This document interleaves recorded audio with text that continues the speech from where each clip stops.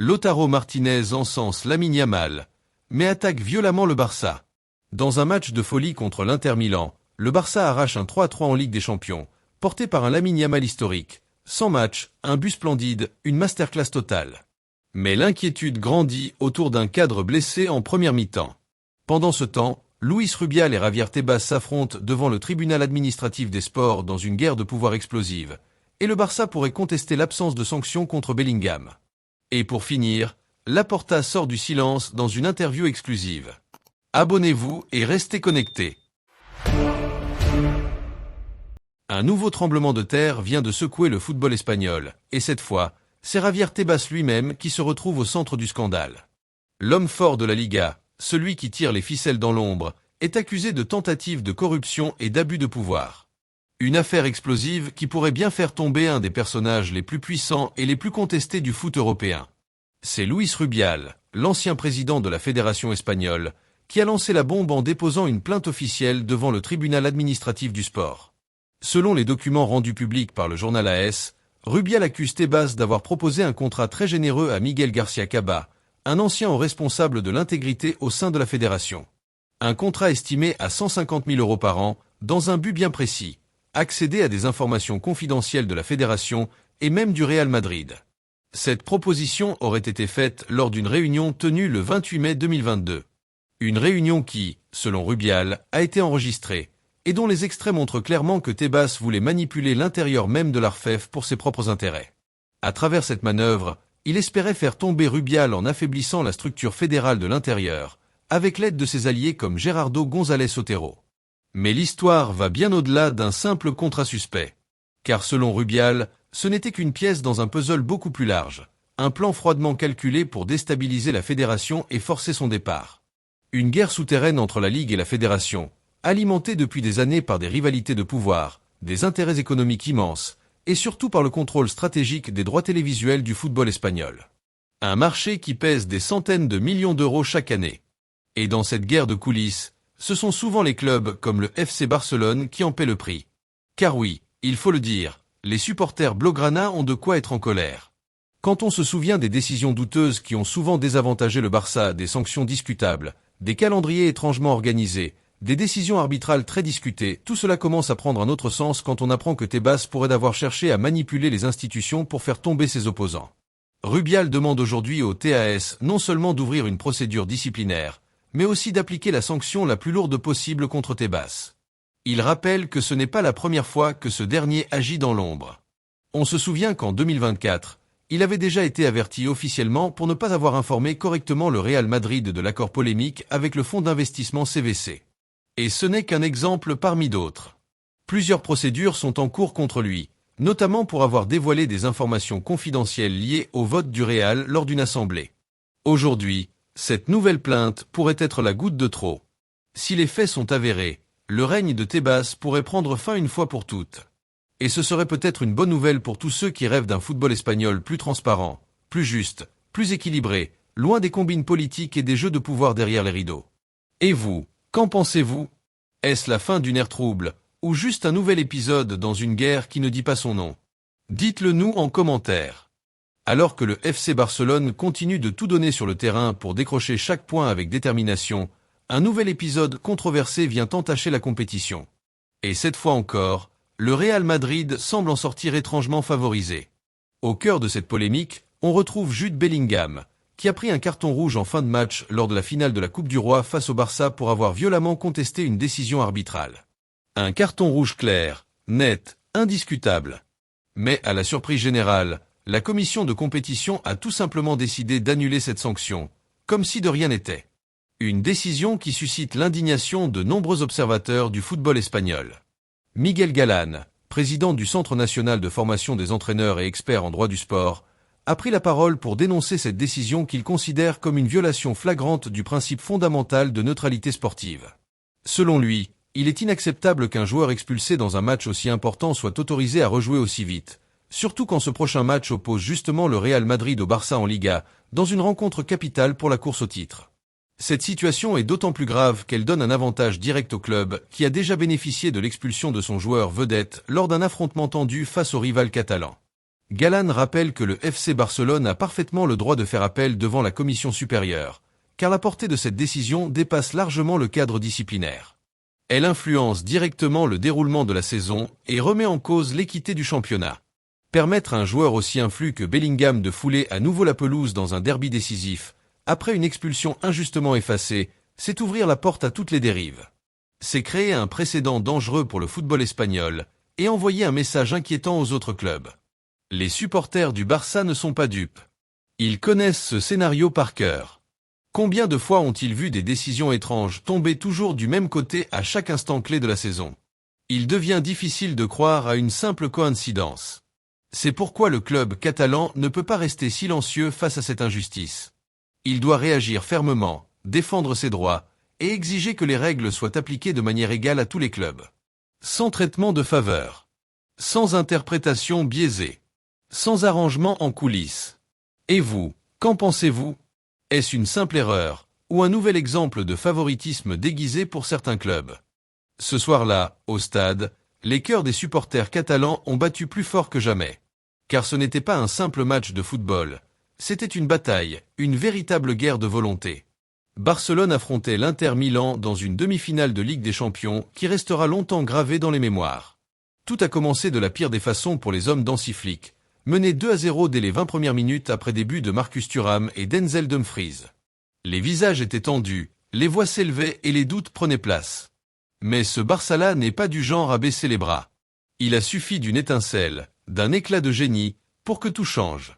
À la 24e minute, le jeune Lamine Yamal prend le ballon sur l'aile droite, dribble un défenseur, repique dans l'axe et envoie une frappe somptueuse au fond des filets. Un bijou qui a rallumé la flamme. Ensuite, c'est Ferran Torres qui a répondu présent. Bien placé dans la surface, il profite d'un service parfait de Rafinha pour égaliser à 2-2 à la 38e minute et redonner espoir à toute une ville. Au retour des vestiaires, le combat a continué. L'Inter Milan n'avait pas dit son dernier mot, et à la 63e minute, Dumfries a marqué à nouveau, profitant d'une erreur de relance pour remettre son équipe devant. Mais 2 minutes plus tard, c'est une action totalement folle qui a permis au Barça d'égaliser. Rafinha frappe puissamment, la barre tremble, et le ballon rebondit sur le dos du gardien sommé avant de finir dans les filets. Une action confuse, mais qui compte, un but validé et une égalité retrouvée à 3-3. L'émotion était à son comble. Les deux équipes ont tout donné jusqu'au coup de sifflet final. Et malgré l'absence de cadres comme Lewandowski ou Alejandro Balde, le Barça a tenu tête à une équipe italienne redoutable, avec du cœur et de la détermination. Lamine Yamal a brillé par sa fougue et sa créativité. Rafinha a mené les siens avec du caractère. Et Ferran Torres a confirmé qu'il pouvait répondre présent dans les grands rendez-vous. Le public a applaudi les efforts à la fin du match, car ce n'était pas une simple prestation. C'était un message envoyé à l'Europe. Ce Barça-là ne renonce jamais, même dans la tempête. Désormais, tous les regards sont tournés vers Milan.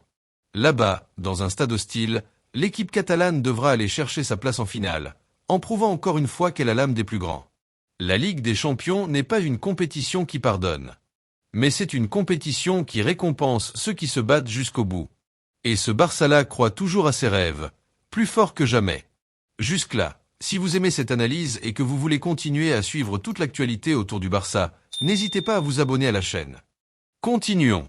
C'est un coup dur pour le FC Barcelone, à un moment où l'équipe a besoin de toutes ses forces.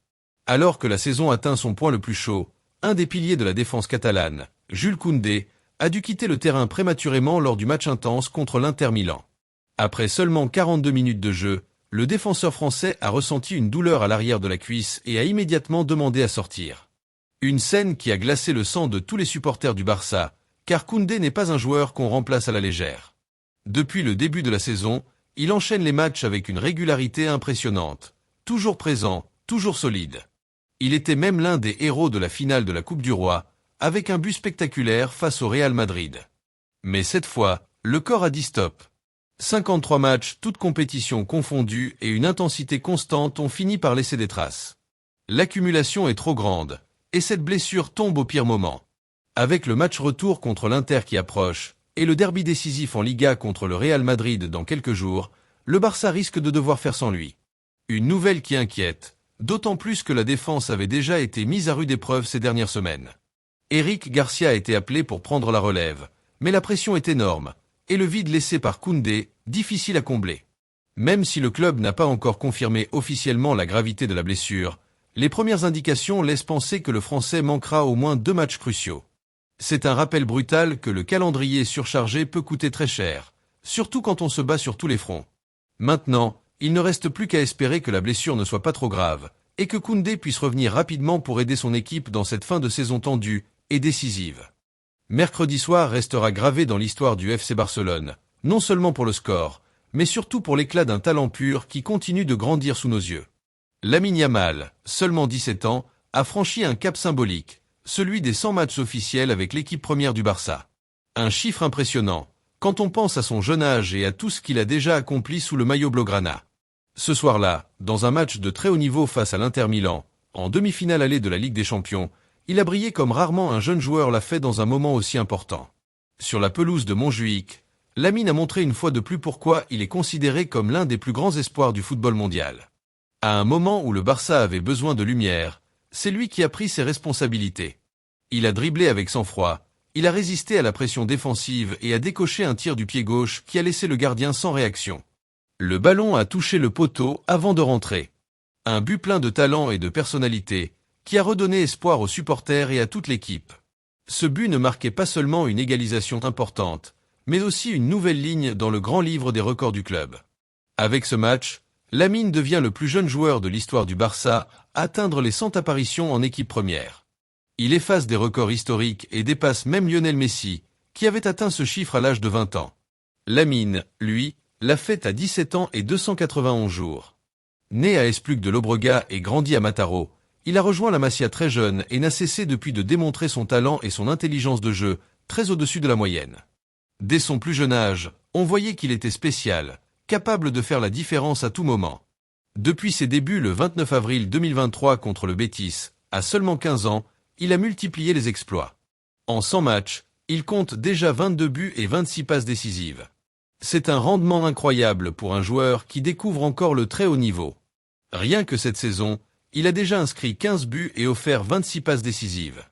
Il est aussi devenu le plus jeune buteur en demi-finale de Ligue des Champions, dépassant un record que détenait Mbappé. Et ce n'est qu'un exemple parmi tant d'autres. Il est aussi le plus jeune joueur de l'histoire du Barça à faire ses débuts en Liga à 15 ans et 290 jours, le plus jeune buteur à 16 ans et 87 jours, le plus jeune passeur à 16 ans et 45 jours, le plus jeune joueur à jouer une rencontre de Ligue des Champions à 16 ans et 68 jours, et même le plus jeune à marquer dans un classico contre le Real Madrid à 17 ans et 106 jours. En si peu de temps, il a fait ce que beaucoup de joueurs n'ont jamais fait en 10 ans de carrière. Et tout cela avec une maturité et un calme impressionnant pour son âge. En plus de ses statistiques, il a déjà soulevé des trophées avec le Barça, une Liga, une Supercoupe d'Espagne et une Coupe du Roi. Et avec l'équipe nationale espagnole, il a remporté l'Euro 2024, en étant désigné meilleur jeune joueur du tournoi. Il a aussi été récompensé du trophée Golden Boy, du trophée Copa, du titre de meilleur joueur U23 de Liga et de révélation de l'année aux Lore Awards. Une pluie de récompenses pour un joueur qui n'a pas encore soufflé sa 18e bougie. Lamine Yamal est bien plus qu'un espoir. Il est déjà un symbole du futur du Barça. Un garçon formé au club, qui incarne l'identité du football catalan. Un talent maison, qui inspire les jeunes du centre de formation et les fans du monde entier. Il représente tout ce que le Barça veut construire pour les années à venir, et son ascension ne fait que commencer. Il l'a dit lui-même, il rêve de marquer l'histoire du club. Et nous, on rêve avec lui. Car avec Lamine sur le terrain, tout devient possible. Au coup de sifflet final d'un match qui a tenu toutes ses promesses, terminé sur un score spectaculaire de 3-3 entre le FC Barcelone et l'Inter Milan en demi-finale allée de la Ligue des Champions, le capitaine des Nerazzurri, Lautaro Martinez, s'est exprimé face aux médias. Et ses propos ont rapidement fait réagir. Non pas à cause d'un excès d'arrogance, mais parce que, derrière son ton calme et réfléchi, on pouvait sentir une pointe de provocation à l'égard du club catalan. Lautaro a d'abord tenu à saluer la grandeur du Barça, soulignant que jouer contre cette équipe reste toujours un défi de haut niveau. Selon lui, Barcelone est un grand club, avec des joueurs de grande qualité, et il faut le respecter. Mais il a aussi ajouté que ce n'est pas tout ce que les gens en disent. Une manière habile de remettre en question la réputation presque mythique du Barça, en soulignant que, sur le terrain, la différence ne se fait plus autant sentir qu'avant. Ce que Lautaro a vraiment voulu faire passer dans son message, c'est que le seul véritable danger pour l'Inter ce soir-là portait un nom bien précis, Lamine Yamal. Le jeune crack du Barça, selon lui, a été le joueur clé, celui qui a empêché son équipe de s'incliner. Il n'a pas hésité à dire que le jeune ailier catalan a été leur sauveur et leur grand différenciateur. Un aveu fort, venant d'un capitaine qui connaît bien la valeur des performances individuelles dans les matchs à enjeu. Concernant sa sortie à la mi-temps, Lautaro a expliqué qu'il ressentait une douleur à la cuisse gauche, ce qui a poussé son entraîneur à le remplacer par précaution. Il a assuré qu'il ferait des examens dès le lendemain pour en savoir plus sur son état, et a exprimé l'espoir de pouvoir jouer le match retour la semaine prochaine. Un message à la fois rassurant pour les fans de l'Inter, et porteur d'espoir pour une équipe qui a besoin de lui au sommet de sa forme. Malgré le match nul et les occasions manquées, Lautaro a insisté sur un point. Son équipe mérite, selon lui, de gagner. Ils ont mené à 3 reprises et n'ont pas su maintenir leur avantage, mais cette frustration ne fait que renforcer leur détermination. Il a affirmé que cette performance leur a donné encore plus de confiance et qu'après un tel match, il est convaincu que l'Inter a tout ce qu'il faut pour aller en finale. Un respect affiché pour Barcelone, mais aucune peur. Une admiration mesurée pour Yamal, mais aussi un message de guerre qui annonce un match retour encore plus électrique. Lautaro n'a pas baissé les yeux. Bien au contraire, il a lancé un avertissement clair et net à l'équipe catalane. La bataille est loin d'être terminée, et l'Inter compte bien écrire la suite de cette histoire avec caractère et ambition. Merci d'avoir suivi cette vidéo jusqu'à la fin. Abonnez-vous, likez et activez la cloche pour plus d'actu du FC Barcelone.